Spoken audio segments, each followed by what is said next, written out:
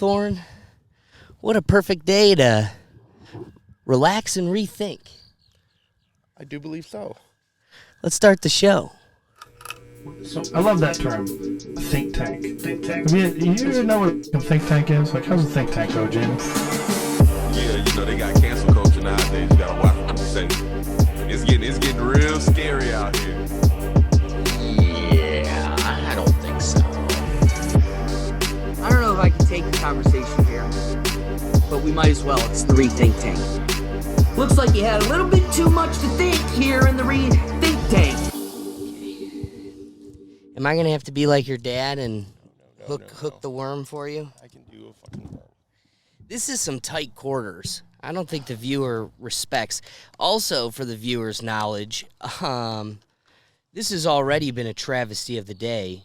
We've had a $300 sacrifice for your entertainment. Yeah. The table, the microphone. I don't know whose it is to blame, but It's mine. I sell it.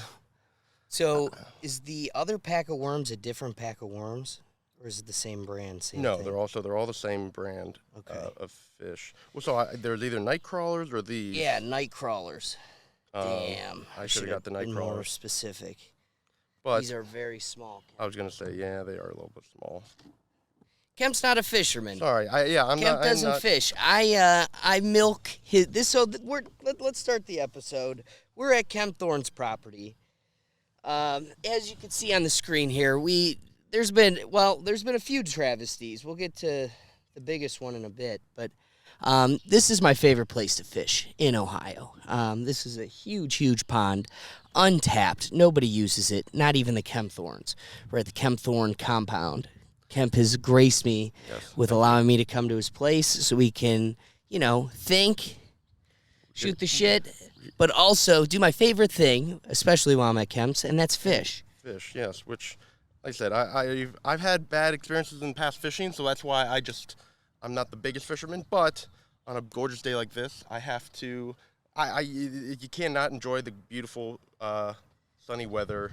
Yeah, so this is going to be a trip for multiple reasons. We're going with the worms because we had this planned out. We show up to start. As you can see on the screen, the pond is just dry. Kemp, you're not even going to be able to go out that way. We're going to have to send yours out this way, too. That's why we're going worm and bobber, is because this thing is covered in moss. Not my fault. Yeah, it is. All right, not bad. We'll let that one sit for at least a minute while we set Kemp up here. I'm going to have to bring it back here anyway because these worms are so small. I'm going to have to, Yeah, I should have gotten. That's my bad. Triple, quadruple worm it up. I was very excited to start the day off to let you guys know, all right, so this is the rig I'm using. These are the lures. This is what works on this kind of day. I was going to go full fisherman on you, and then, unfortunately, what's it called? I was going to say, it's not an option today. I got it on there. It's not great. What sucks is Kemp's using my rod, and the line is extremely thick because his rod would have been too thin of a line for this bobber. I'm worried we're not going to be able to get yours out there, Kemp. Yeah, you got to kind of, I know, it's not great.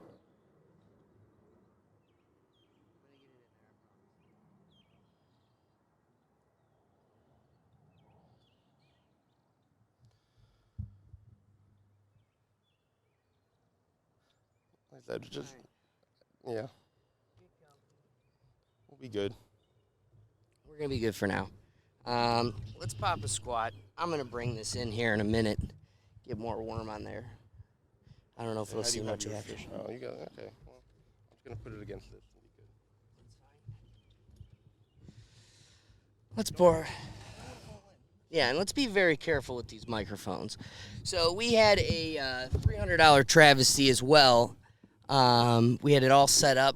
Then we go to get prepared for our Ranger ride out.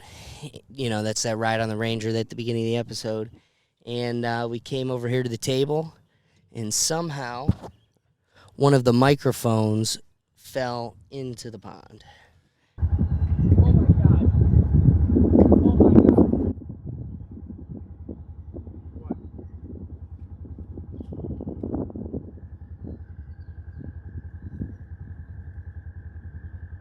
As you can see. And it got covered in seaweed, totally drenched. It got trashed.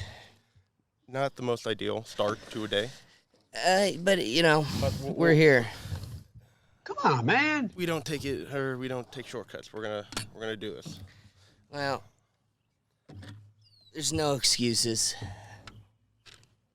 No excuses.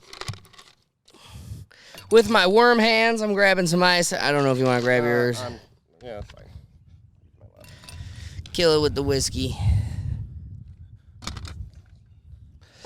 Nothing All like right, so Kempthorne. We're at a pretty amazing property. This is brought to you by the Kempthorne Compound. Thank you. This was all built by your grandfather. He was quite an incredible man. Quite accomplished. It is. It's quite impressive. Like I said, I'm very fortunate to have him as grandpa, and I've been blessed to have this. Just a nice amount of land for my family's property. So Kempthorne, that's your first name. You're named after your grandfather, Kempthorne. Yes. So technically your first name is your mom's maiden name. And you guys have a car dealership, a few other, businesses. And your grandfather's built something quite incredible. So he played football for Michigan. He's in the Michigan Football Hall of Fame. Yes, he is. So, like I said, I've been going to Michigan games from a young age. I give him credit because of tickets, but I am still an Ohio State fan, and that we can get into that story later. But I'm still an Ohio State fan. But I also have a soft spot for Michigan. It's a weird. I don't know how that works. You're not allowed to even have that complex. Don't ask me why. That's how it happened. So. It doesn't happen. That's not acceptable. You're your father's son. You're an Ohio State fan. You're right. And an Ohio State fan is never a Michigan fan. Now, your mom also was a Michigan gymnastics coach. So, she was, yes. I mean, the blue and gold runs deep, but that's some ugly blood color. Somehow it's still we've lived under the same roof, and we were able to get away with it for a few years. So we're okay. I appreciate it. But. Well, that's good. Here, cheers, real quick. Yes, cheers. Cheers to a day. It's so nice that summer's back, Kemp. I mean, what a scenery. Yes. The only bummer is I think we'll be lucky if we catch one fish. Now, what's funny for the viewer, they're not going to, appreciate this, but when we come here, it's literally a competition of who could catch the most bass, because usually it's 12 at least each. Yeah. The bass and bluegill are in here. Bluegill are. There's even carp in here too. There's carp. Yep. Which I'm gonna be honest with you, I was thinking about hooking up some corn, because catching a carp is badass. Those things are huge, but the bummer is they're. But I see. So when we initially put about 12 or 10 to 12 carp. This is back in early 2000s. To try and clear up the seaweed problem, we had put. A bunch of carp in there, and it worked throughout. It doesn't take one summer; it takes a few years. And we saw a drop off in that. But since then, it's been years. A lot of them have died. Once in a while, I'll see one laid up on the shore, and again, just and they're huge and they're big. And so since then, they've all probably died or whatnot. So, but last summer we actually did put another set in just to kind of clear up some of the seaweed. So we're trying. So question, did the carp eat this seaweed? They're supposed to slowly but surely eliminate it. Are not fat enough, man. No. Well, I guess they're not like goats in grass. They're you put a bunch of goats out there and they eat all the grass or they mow it down.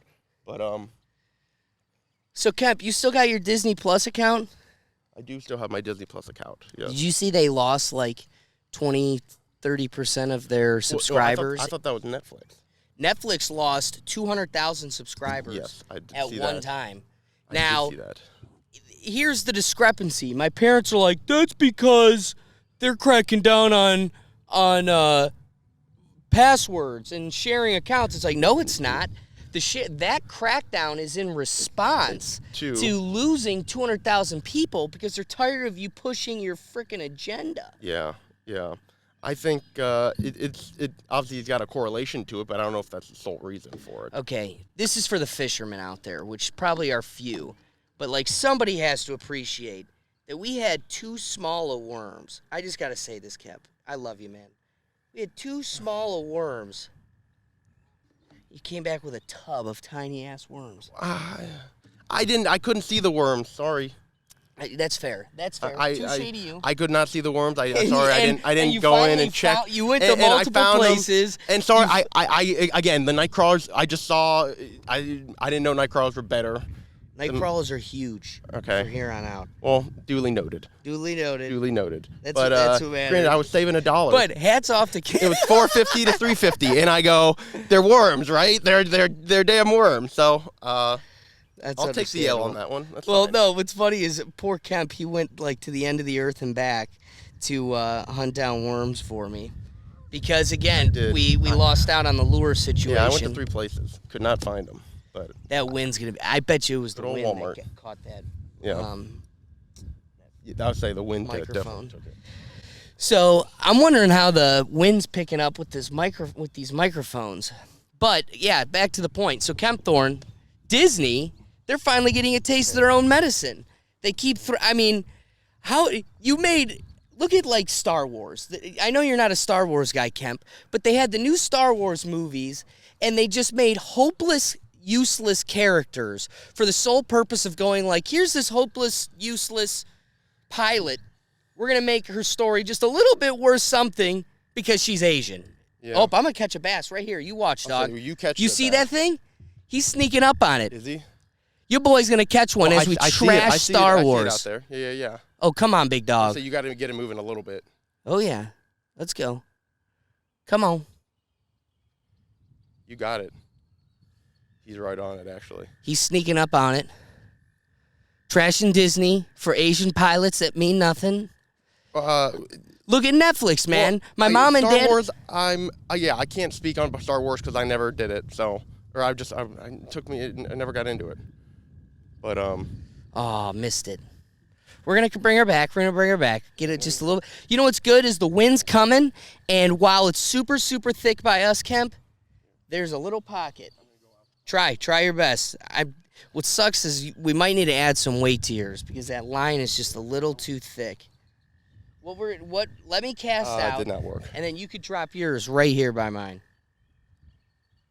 I feel bad for a listener. If there's a listener out there, on a Spotify, I'm just going to say this is something you should be throwing on the YouTube, but, we're going to try our best to keep it as good for you. But, again, Netflix, they got to taste their own medicine. I don't know if anybody remembers the show. Oh.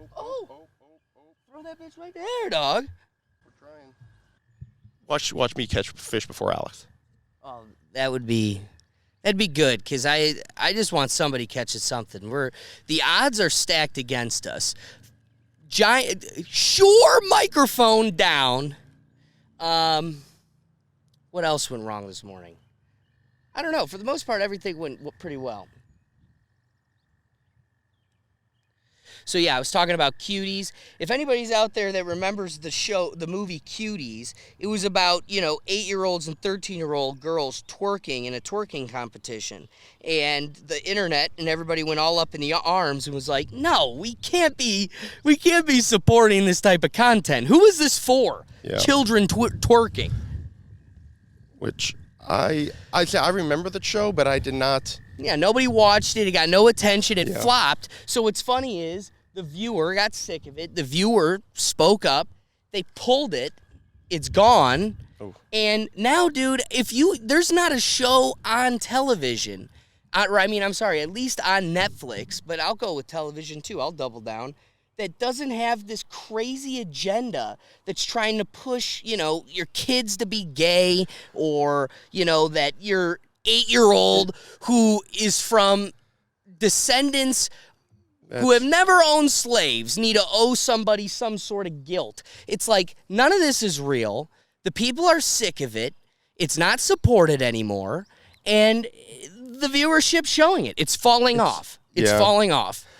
Well, it's the whole thing about teachers, these kindergarten teachers, trying to get it into their classroom. And at what point, again, there's the Thorn Fairy. He just reminded me of an even cooler topic.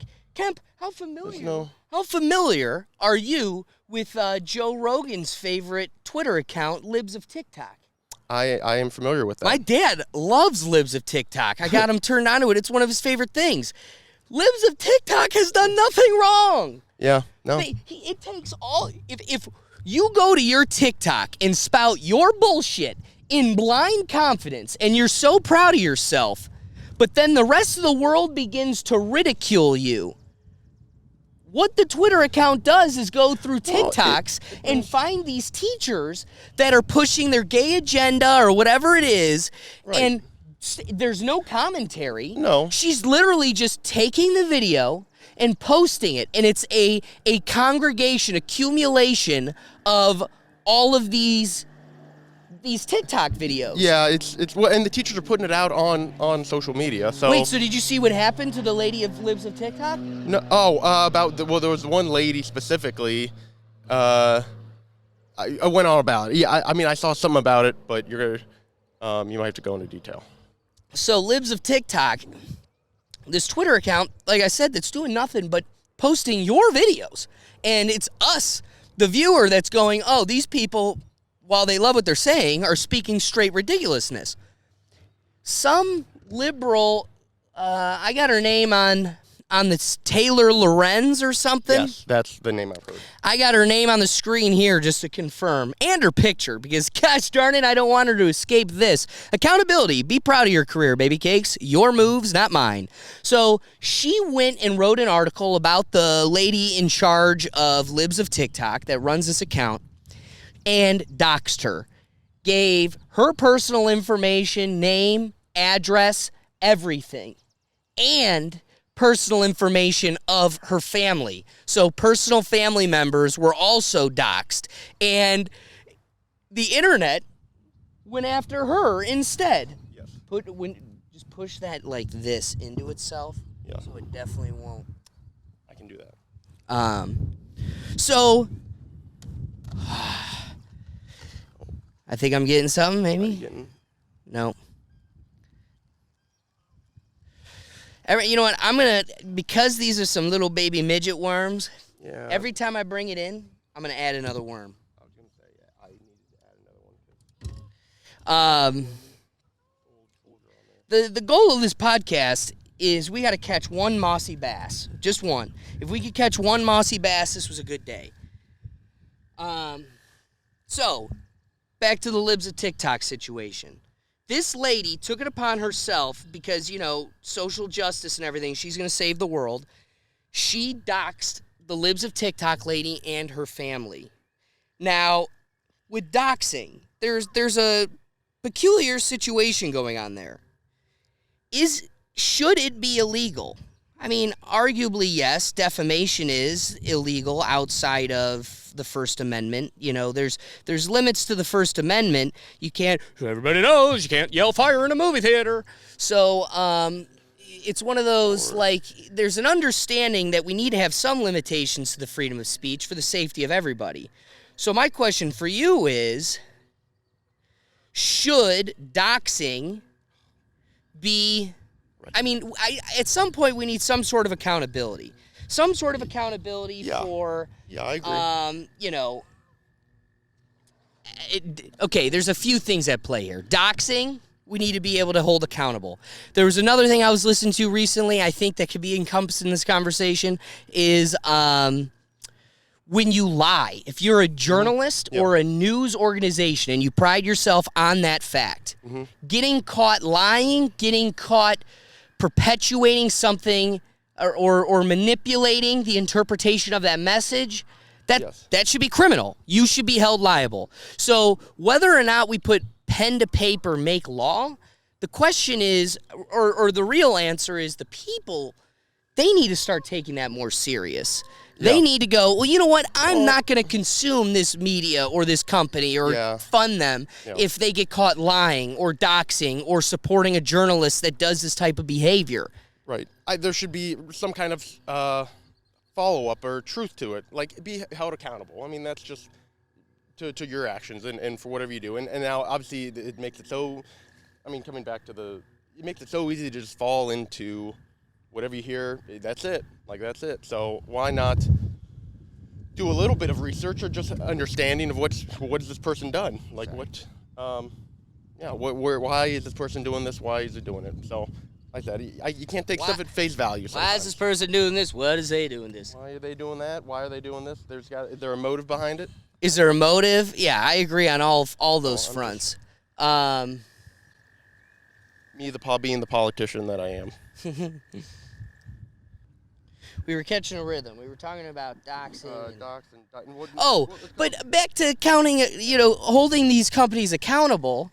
I was watching Tim Pool, who I consume as like a trusted, fair journalist right now. He calls himself a journalist. He takes this job or this duty with high regard and responsibility. I appreciate that. When he gets caught being wrong, he corrects it. He doesn't waste a second to correct the record.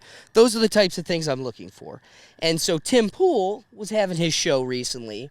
Yeah, no, I do. Tim Pool's a good one. I've seen stuff on Tim Pool, and he's a reliable source from what I've seen. Right. So Tim Pool, he had an episode recently, and he's talking about how, which back to the Disney and everything, like it's really good.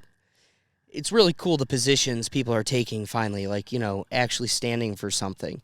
And there were those laws in Florida, I don't know if you saw, but Disney had special privileges and like immunities. They got to kind of somewhat govern themselves outside of Florida law. And DeSantis in Florida repealed that. And it was a big deal. And, the news, who, believe it or not, could be funded by Disney or highly motivated to purport Disney, they reported how, so you had the Capitol where they were voting on whether or not they were going to repeal these,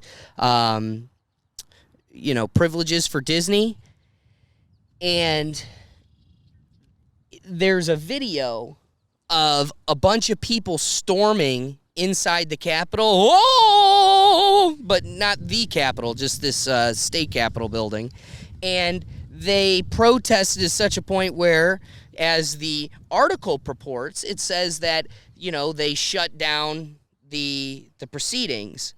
Mm-hmm. And the article title indicates that so when they were talking about the Disney stuff, they came in and shut it down, making it seem like these people were huge Disney supporters and were coming to fight on the behalf of Disney. And so Tim Pool's making these remarks, look at all these crazy liberals. They're the ones that are against corporate oversight, and yet they're fighting for Disney. And while they're having this kind of discussion, they're laughing at these people's expense. They're laughing at what they're doing. Sure. They go, wait. Play that back. And they start listening to the video real close. Yeah. And if you listen super, super faintly in the background, you can hear the protesters of, the ones that shut down the proceedings. You can hear what they're yelling about. And they're yelling Black Lives Matter. They're yelling, things about Black lives and and once they start playing it out, the people who are protesting because some black representative didn't get elected. Yeah. So they were up in arms over that. So here's CNN making it, and Tim Pool got caught in the middle of it at first, but then corrected himself. But here's CNN making it seem like they were protesting over the Disney stuff, and that there's this huge wave of people coming to the fight of the defense of Disney. Right. But the reality is they're fighting for racial injustices. It has nothing to do with that. Yeah. And so see how they manipulate the narrative, and they're twisting the article or the videos to make it fit what they want. Right. And this comes down to being, sadly, for audio and stuff, there's no timestamp to go. This is what they're doing. There's no. accountability to what these journalists and news reports and what they're doing. So, and like I said, I obviously CNN is one that does a lot. But again, I'm sure Fox does it too. Like I said, both sides do it. Fox definitely does. I'm not saying it's just one side or the other, and that's where I'm very indifferent on a loss. But you got to look at the bigger picture and you go, what are these two ideologies doing? Like they're pitting everyone against each other. Right. They just are. That's And I'm sorry, dude. On top of it, it only emphasizes why you can't be getting your media and material from either of them. They're both equally damned. That's why you got to sync out think tanks and everything else where you can sit here and just consider the sides on your own and come to your own conclusions. But yeah, piggybacking off of that, I think it is awesome that Disney's being held accountable. That Disney's being held accountable in many ways, like in more ways than one. It's like you're losing subscribers, so you're waking up to the fact that we're not just going to consume whatever content you throw in front of us. If it ain't good, we ain't consuming it. And then on top of it, now you got to be like all the other corporations. You don't get to be like some super conglomerate monopoly and just chew us up and spit us out, tell us what we get to think and consume, tell us how we're supposed to raise our children, and then guess what? Buy this limited edition dragon mug and wait in line for 8 hours because that's how much of a putz we think you are. Yeah. That was No, dang it, I did the wrong one. That was a good one, but you know what? If you're the one waiting in line, or you or you're, this one's for the Disney adults. social credit. That's good. It's a good one. I do. I'm weird to hear the soundboard. I was gonna listen to those after. Yeah, you know what? I can. Let me. I'm gonna drop my bait here, and then I'm gonna give the audience member a tour of the new soundboard. I will say the wind is picking up. You got a nice little pocket over there. Yeah, you got to cash yours out in this too. I'm trying. Just drop it out in there, dude. It did not go that far, but it's okay. But you're in the pocket. I'm in the pocket now. I mean, I'm learning real quick why they don't do podcasts outside. Yeah, it's not. Well, conditions, factors. Also, but it's gorgeous out. I mean, it's gorgeous out. But gorgeous also out. doing it outside, next to a giant pool of water. That's something else too. It is. Thinking. We're out here thinking. Rethinking. We've had to rethink a lot. And triple think. So back to the other topic too. Cam, you know, I gotta say, I'm of the belief. I was telling this to my mom. I was watching him on TV. I definitely believe DeSantis is going to be president. We'll know for sure this November. We'll know for sure, but I am I do like DeSantis. If the Republicans come out in a sweep, I could tell you for sure. Yeah, I sometimes you just gotta say it like it is. Here's a question.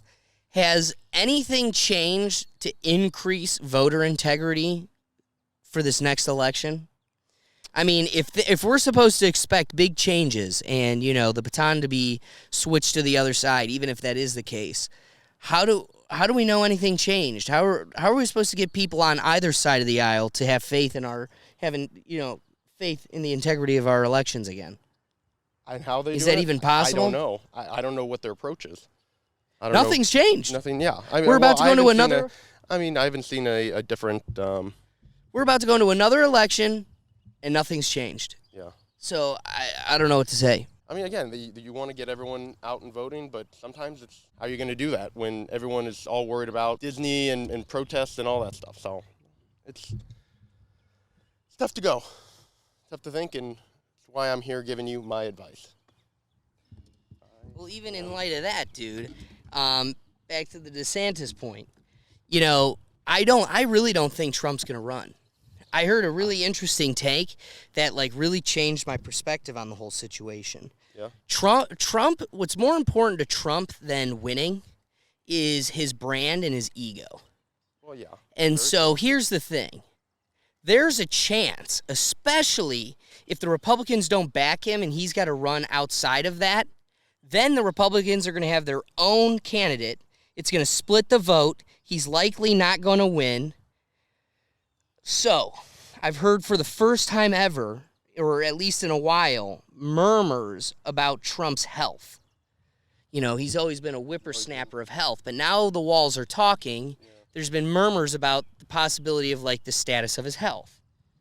So has it been? What exactly has it been? Did it say anything? He's getting old and he's out of shape, those types of things. So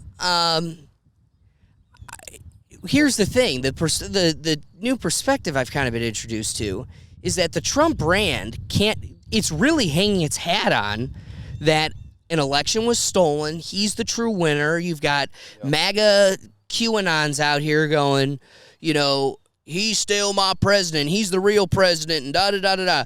Well, you can't afford to lose that. Yeah. And if you run and don't win, and you can't say it was stolen again, your brand has lost all of its integrity. Your brand has lost all of its, you'll lose a lot of its backing and power and mystique. So what keeps that power is endorsing the next winner. Yeah. And so I will see it that Trump comes out. He's going to play it off that it's his health. He's going to go, I'm getting old, and I can't do it again for another 4 years. So he's going to chalk it up to health, endorse DeSantis, and the wave of red is going to carry him to the White House. Which I'm still voting for Tulsi Gabbard. I just had this whole, thing here, and my top vote is still Tulsi. Still running? Is she always will. Okay. The main thing is we got to wake up, people, and vote outside of the primaries. The primaries don't mean shit. It's just the primary decides who gets the most focus. You just got to be willing to vote for somebody who doesn't get the most focus. Yeah. Because they're only going to give you 2 people to focus, because that's how they suffocate control. That's how they get to keep kind of how this thing, Right. Man, this wind. The wind is- I'm so worried I'm going to get back to my house and edit this thing, and it's going to be like... The audio's going to be rough. It might. It's going to, for sure. Okay. I'm just amazed there are no bites on such a gorgeous day like this.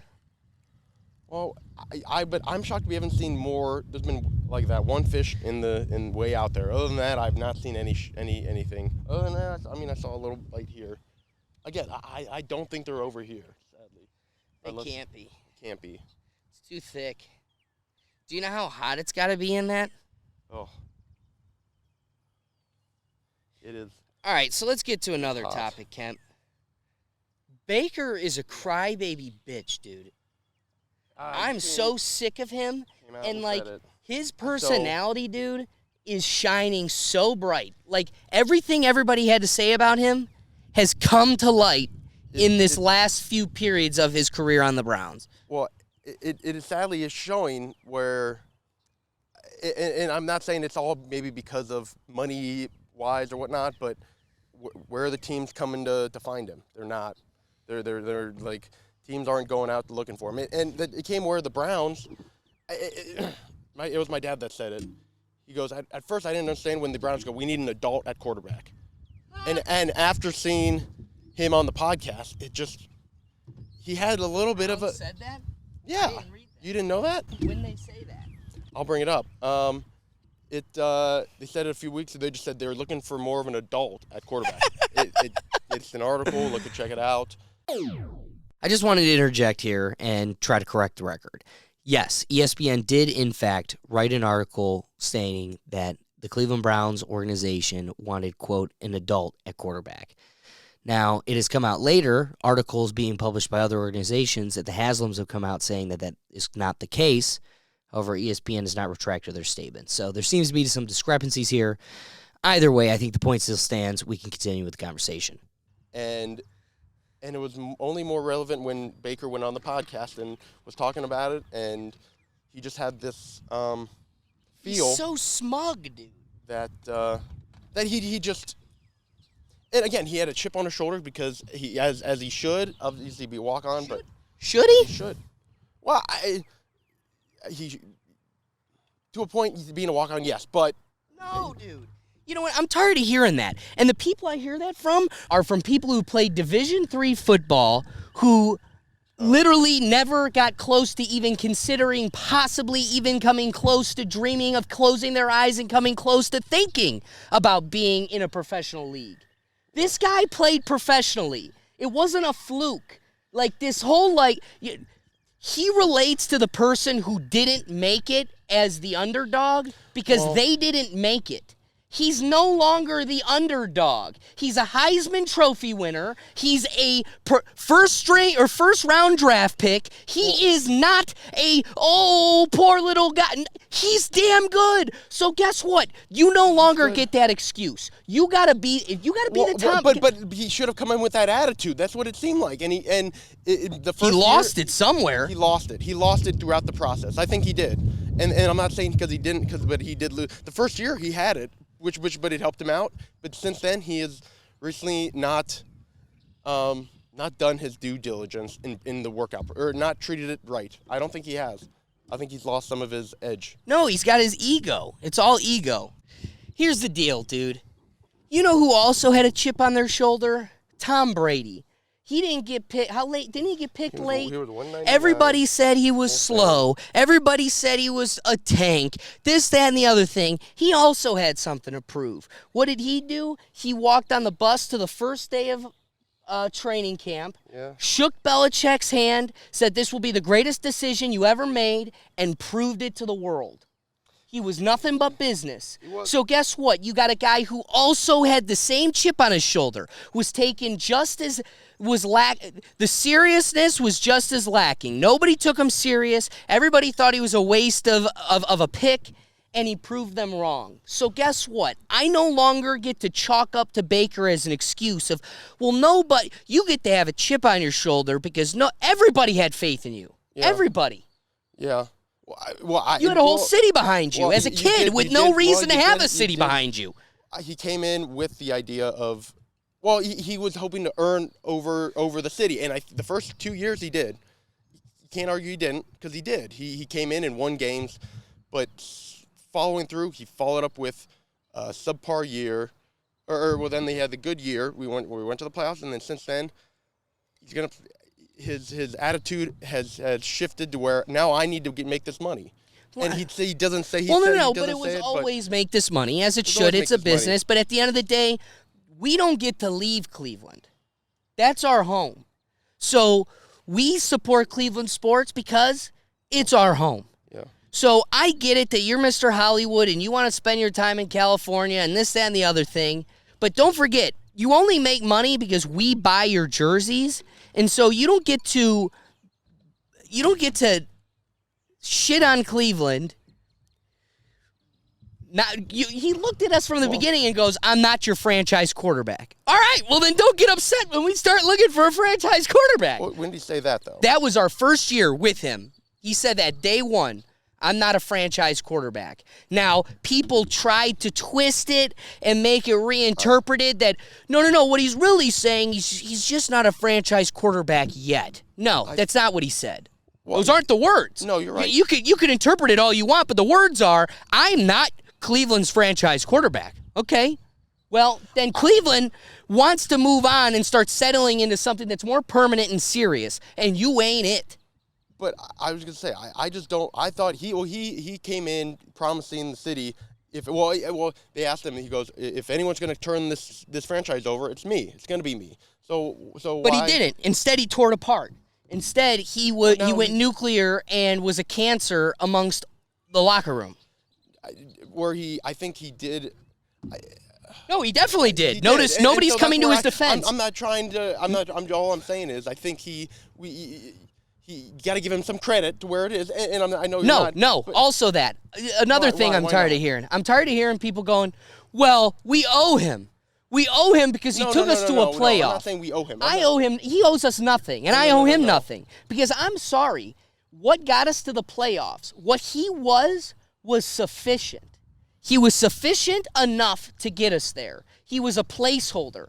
But I am of the camp that it was the Myles Garretts and Nick Chubbs and Kareem Huntses that actually delivered and got us there. The playmakers are who got us there. He was sufficient enough to not hold us back and be a player in that got us, like he was there. He wasn't a deficit, He got us but through he it. isn't You're the right. reason we got there. No, I will agree with you there. He was not the sole reason, and I'm not saying he is, but he did enough to. He did enough to get us to that point. He made the right checkdowns and the right points and stuff like that. So, but you're right. It's where we have given him 4 opportunities, 4 years to show it. To show what he's got, and now coming in this year. 2022, I was okay with the fact that I was planning on being our quarterback, and 100%. I was.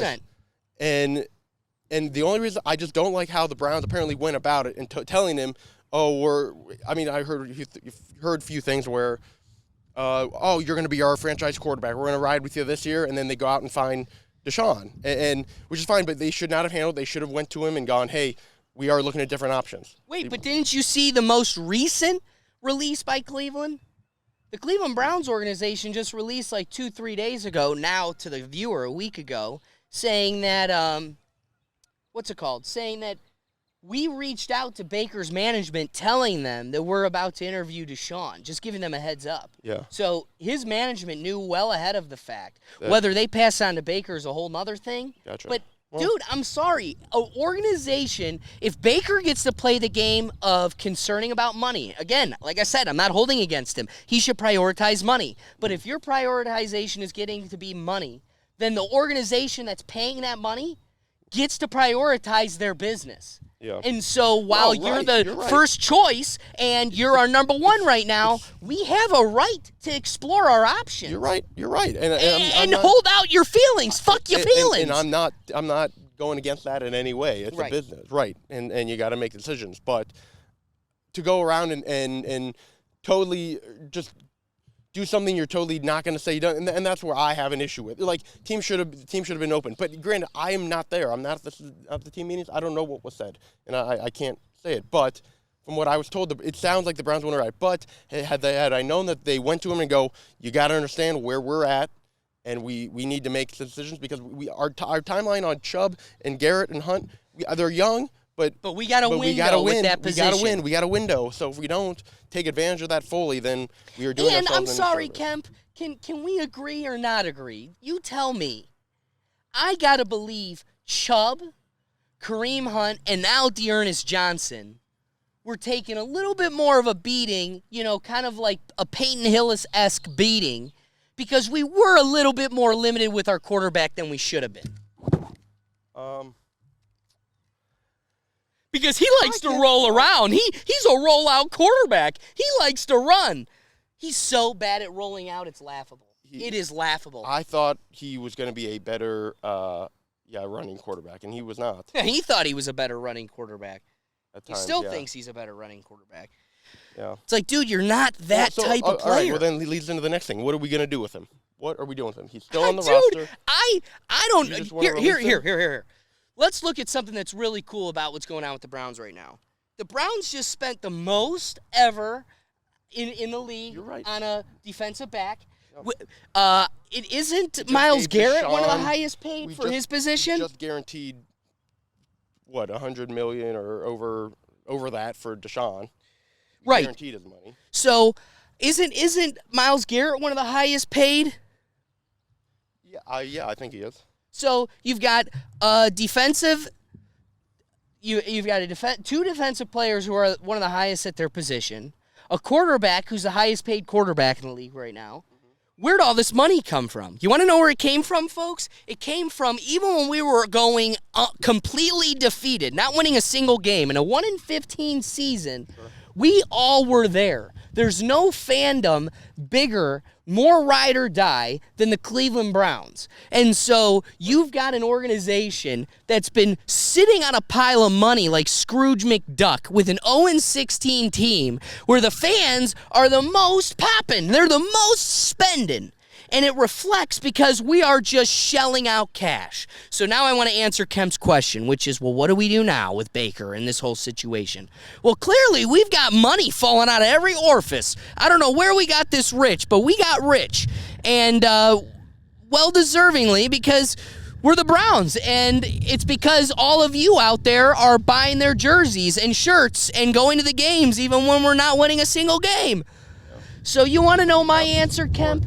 I'm so petty, and I'm so sick of that hubris-fueled clown that personally, I would love you let his clown ass go as we did to go find another team.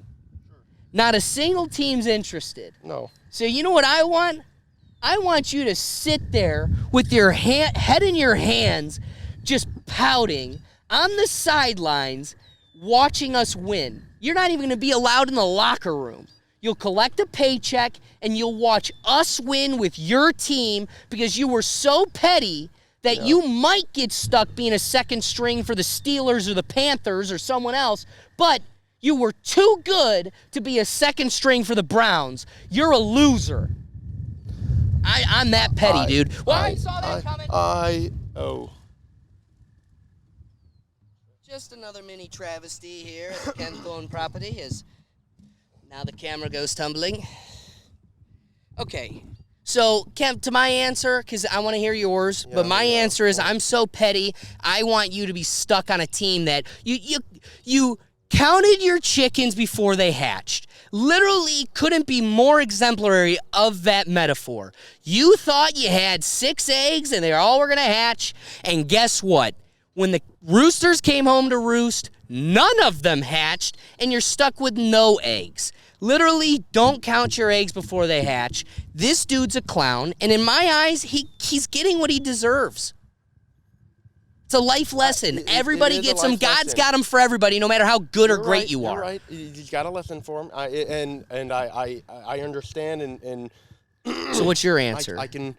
I am just not that petty. I guess. I guess I'm just not that petty. Where I don't listen. I hope he does somewhere else. I just don't care what he goes. You just don't want him. I just don't want him here. Yeah, right. If he doesn't want to be here, then that's fine. Ride or die, and that's what it comes down to. But you're right. He did put thinking that he was. What was his cocky comment that he had for Hugh Jackson when he was talking about, like, this is our team. If you're not on the team, get out of here. Like, if you're not for the team, what did he say? It was right at that, like, Hugh Jackson moment where, like, we moved from Hugh to Mike. You mean you get off the train? He said he said something you're either like, on this train or you're off to Duke Johnson. Yeah, that was and it then to Duke. Duke Johnson came back and had a nice little meme for him. So and we don't even remember him. How's his career doing? Subpar.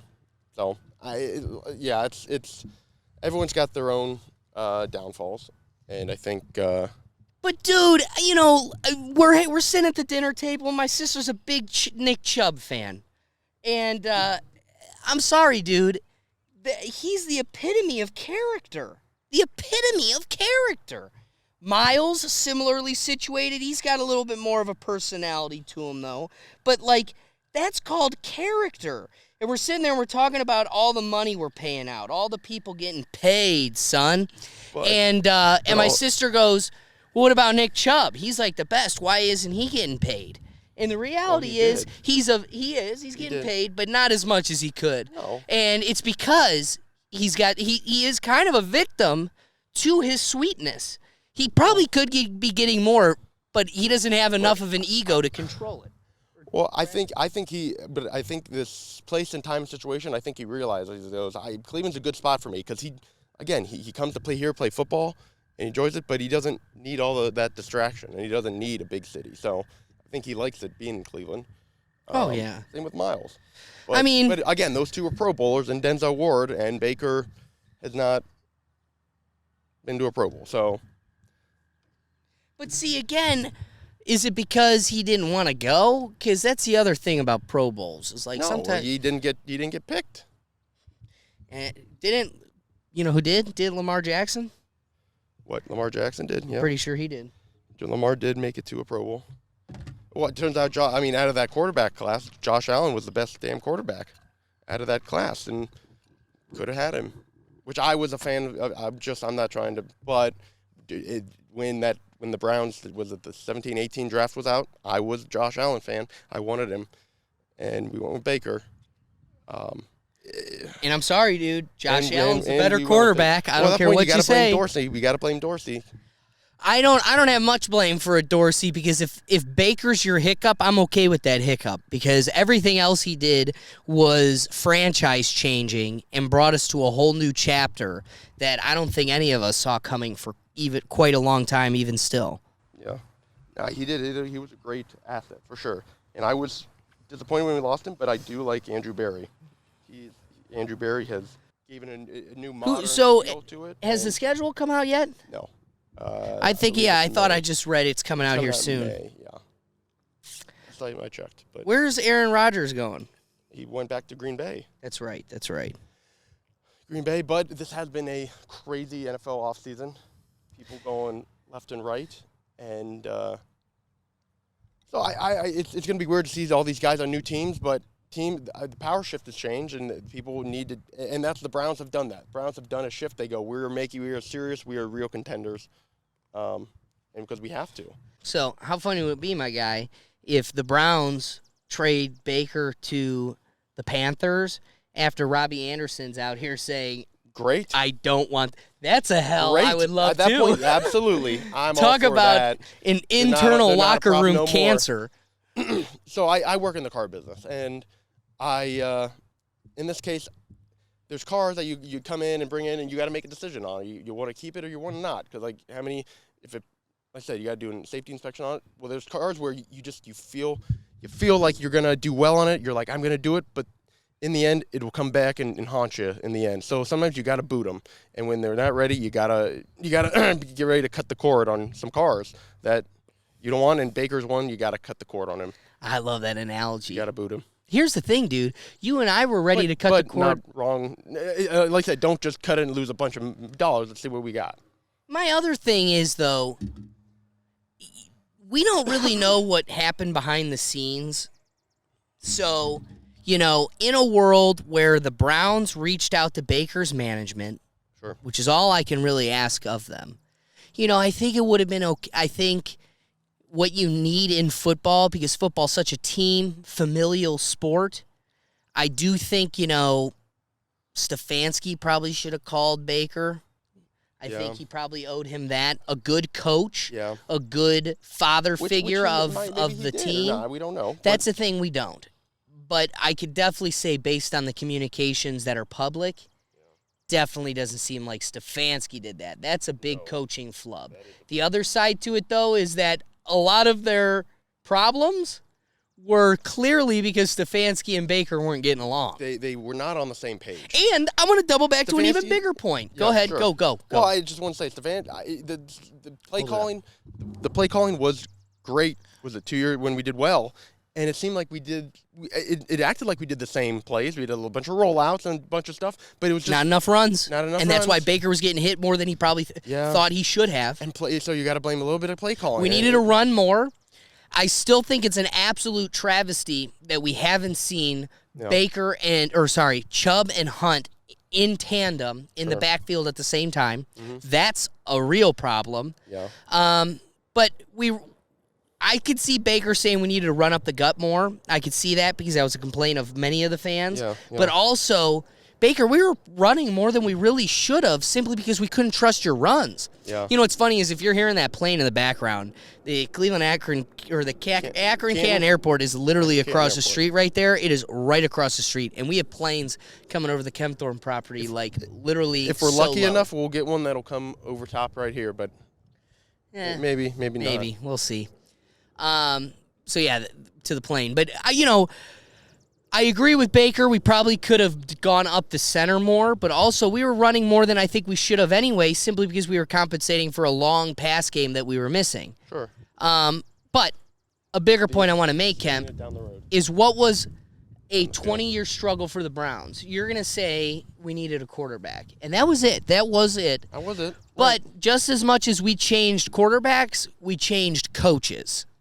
We did. And it was consistency. We didn't have any consistency because we just didn't work, switch it out. Didn't work, just switch it out. Exactly. And so if I am management and there is a riff, an irreparable riff between the coach and the quarterback. Sure. And I already think the quarterback's got some freaking problems. Okay. It's an ego, it's a personality, it's a character that's already problematic. If these two parties come to me and they have an irreparable problem, they just don't work together, they don't see eye to eye, they have two different approaches, and they won't be able to meet in the middle somewhere. If I'm management and I got to pick one, Yeah. as somebody that's gone through so many if I got to find consistency in something, it's got to be coaching over the quarterback. And if they're both sufficient, like I don't even think Stefanski is a Belichick. I don't think he's going to be a Hall of Fame, incredible coach. He's not, no. But he's sufficient. And so if you've got a sufficient quarterback and a sufficient coach, Yeah.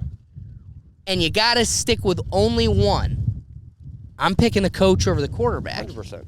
Yeah. That's the continuity you need if you're going to have a foundation to build off of. You're right. And you do need to get, at that point, the coach has to have some input on who he has leading his offense. In this new chapter of the Browns, Yeah. which I would say started in the Hughes era with Dorsey putting together the Avengers, since then, you can't be on your fourth coach. No. You just can't. No, you can't. And again, Stefanski so far has been the longest tenured coach for the Browns in a few years. For many Really? years. Well, is this his third year? Yeah, third, fourth? Are we going on fourth? We're going on his third, I believe. Yeah, third. So, I mean, Hugh made it, 2 years? And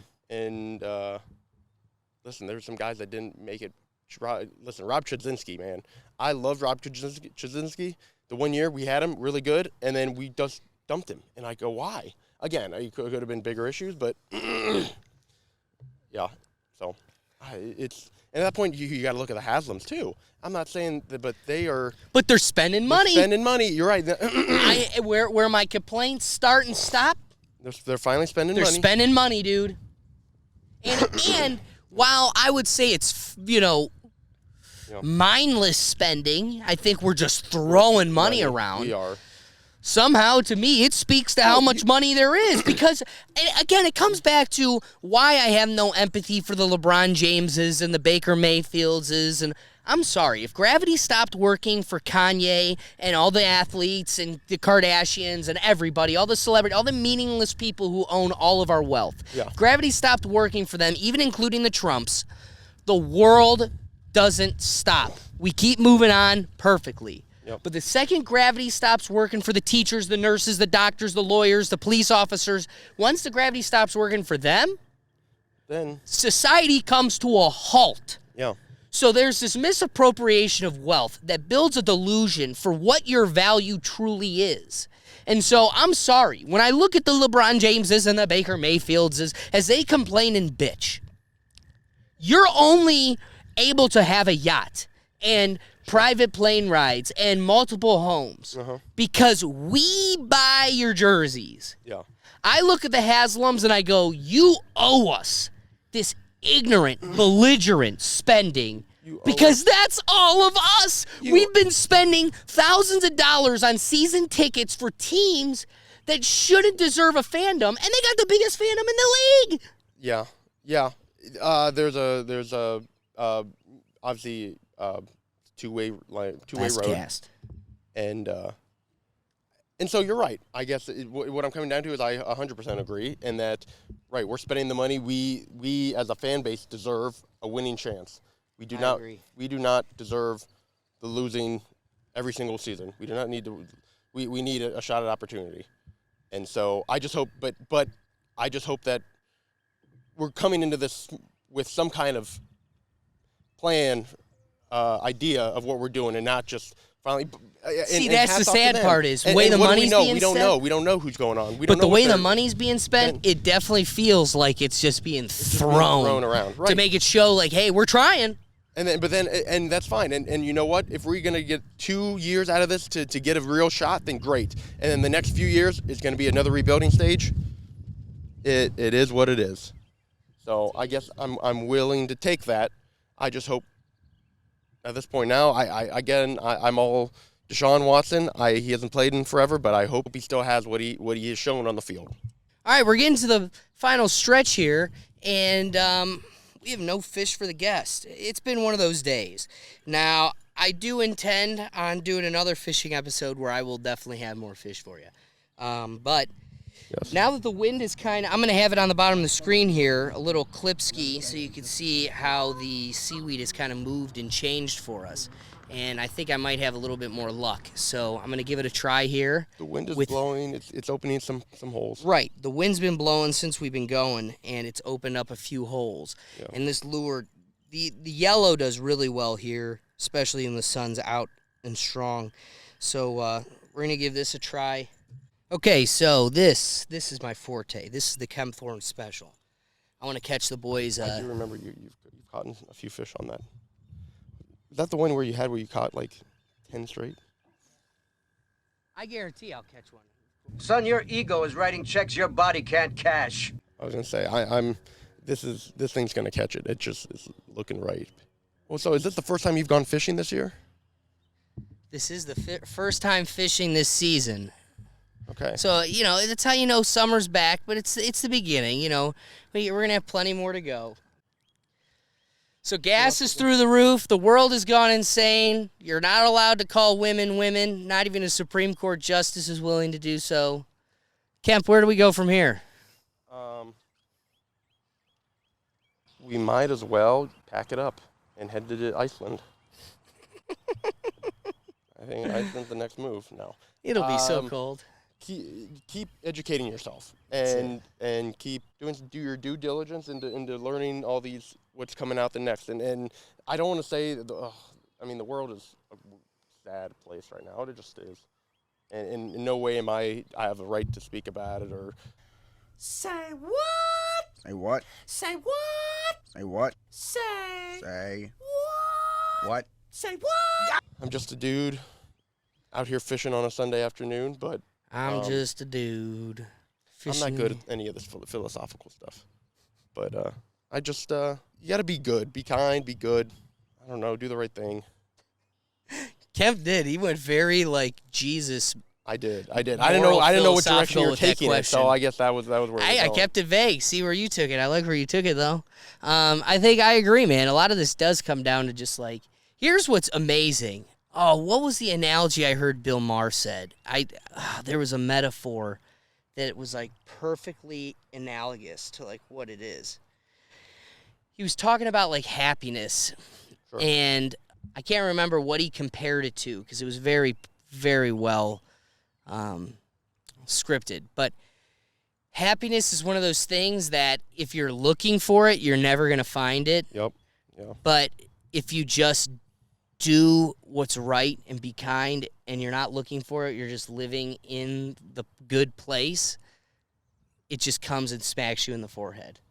It comes and finds you. Yeah, you're right. I also think happiness is living in the present. I think I've mentioned this on a recent podcast, but philosophers for centuries have tried to figure out what happiness is. Happiness? Yeah. And happiness definitely boils down to finding tranquility and value in the present.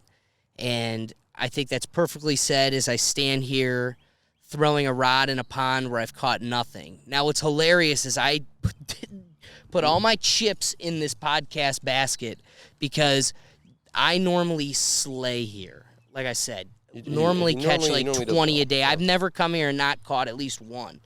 And the beauty of not catching anything but enjoying a beautiful sunny day with your best friend, just having a drink, enjoying the sun, catching some vitamin D. Tell Dr. Fauci a vitamin D a day keeps the Fauci away. I hear Corona does not like the sun either. I don't know. It doesn't. That's why you got to stay inside. So to me, this is happiness. This is it. And if I could say every day I do my best to be kind to others, I let them. To me, I'm going to approach every person the same way, and you're the one that's going to disrupt this relationship. If we're at a store or, you're at a friend's house or something, it's you're going to be the reason we don't get along, not me. And that's going to be it for everybody. And if that's the approach you take for everything, you're going to find no qualms. You're going to find no enemies. And it's tough to do in every situation, so you just got to try to do it as much as you can. Yeah. Baker, you taking note? You're right. It is. Sometimes it's hard to find the bright spot in adversity. And for me, it was like I said, it's getting it to do in work, because there's times where I'm just being brought bad news all the time, whether cars and stuff like that. And you can't let that hold on to you. You got to let it go. You got to let it go, and you can't put that onto someone else. Except these fish. These fish need. These fish are killing me, dog. They are not. I'm not even fighting. seeing them. Well, Kemp, today was a day of just bad luck. You know, like it was just a great day, a great freaking day. A way to start it, but to have no fish, to lose a microphone, and I mean, I'm a fisherman at heart. I'm an Ohio boy, so like a day where I catch nothing, or I mean a day where I destroy all the most important equipment to my soul, the things that matter to me the most, but I catch catch one fish. Yeah. It's worth it. Yeah. But the days that doesn't even happen, it's kind of a travesty. It's a little sad. We got to finish these. Yeah, we do. Kemp, I appreciate you letting me stay at your place and, enjoy a good time. Hey, thank you. I appreciate you letting us rethink here. This was a good time. We didn't get as deep into conversations as I would have thought, because we were so distracted by a pond that gave us nothing. Fish. The fish didn't want us to get deeper. They didn't. So, guys, I appreciate your time. I appreciate you listening. If you want to check out more Rethink Tank content, because like I said, today we had to take it easy and relaxing because it's our first day of summer, and I was so exhausted from rocking out as hard as I did on the last episode. So if you didn't check out that great rock out with Quick Mystery, go check out the last episode. Yes. Otherwise, let's see where we're going to be in the next episode. We're going to be somewhere new every week, taking the podcast on the road. And this is going to be a fun series for everybody. So, like I said, you can catch all of our Rethink Tank content at our website at www.rethinktankpodcast.com. If we made you laugh, if we made you think, or if you just enjoyed some good old-fashioned Browns talk, the best thing you can do to support this podcast is share the episode. Send it to your friends. Take that link, spread it out across your Facebooks or whatever.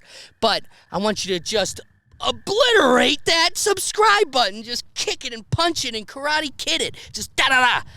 And then don't forget to, like a clitoris, just flutter that notification bell, just a very little bit. Just nice and light. Otherwise, guys, thanks for watching. Thanks for listening. Thorn Fairy, as always. Yeah, of course. Thank Beautiful you. Day. This one goes out to Grandpa Kempthorne. Cheers to you, my friend. Cheers to Kempthorne. This is absolutely incredible, and we'll catch you on the next episode. Peace.